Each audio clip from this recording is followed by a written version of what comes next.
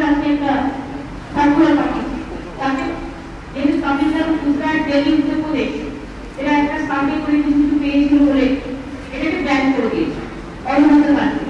কিন্তু আমাদের এখানে 5টা সার্ভে আমরা করি, সেন্ট্রাল ল্যাবে এবং স্টেট ল্যাবে বা অন্যান্য যারা আছে প্রাইভেট ল্যাবে।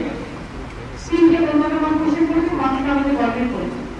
এবং ফুড সেফটি যে আমাদের যে ডিপার্টমেন্ট আছে, ফুড সেফটি সেফটির আন্ডারে তারাও করেছে।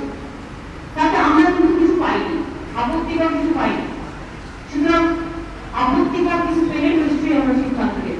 এটা হতে পারে যে আমরা যেগুলো করেছি সেগুলোতে নেই, কিন্তু এটা কন্টিনিউয়াস প্রসেসে চলবে, যেহেতু সেন্ট্রাল গভর্নমেন্ট একটা ব্যান করার অর্ডার দিয়েছে সারা দেশে। এবং সেটা কম্পারেন্স সাবজেক্ট, কম্পারেন্স লিস্ট, কম্পারেন্স সাবজেক্ট।